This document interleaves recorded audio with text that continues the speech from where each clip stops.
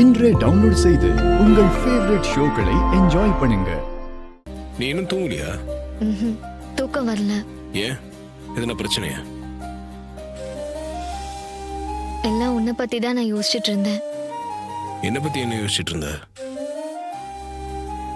கும்பாபிஷேகம் முடிஞ்சதும் நீ அம்மா கிட்ட எல்லாம் உண்மையும் சொல்ல போறேன்னு சொன்னல,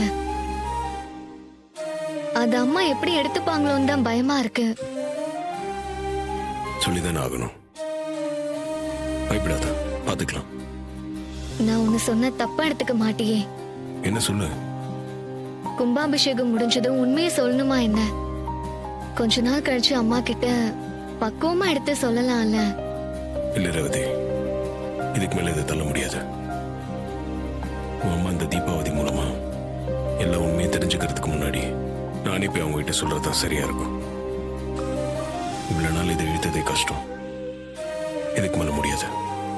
நீ மத்த விஷயத்தை வச்சு அம்மாவை எடை போட்டுறாத.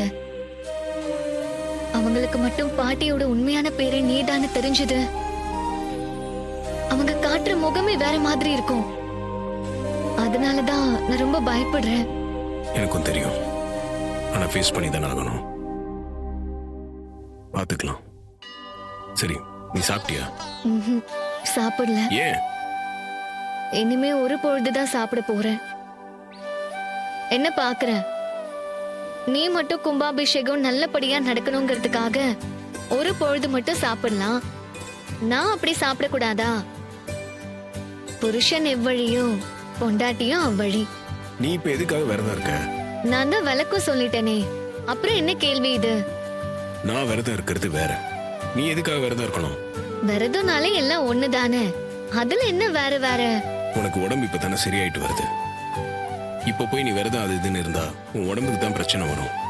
சொன்னா புரிஞ்சுக்க, விரதம்லாம் வேண்டாம். எனக்கு எதுவும் ஆகாது. ஒரு நல்ல நோக்கத்துக்காக என் புருஷன் விரதம் இருக்காரு, நானும் அவரோட சேர்ந்து விரதம் இருக்க போறேன். அந்த கடவுள் எனக்கு எதுவும் ஆக விட மாட்டாரு. புருஷா, நீ கவலைப்படாத,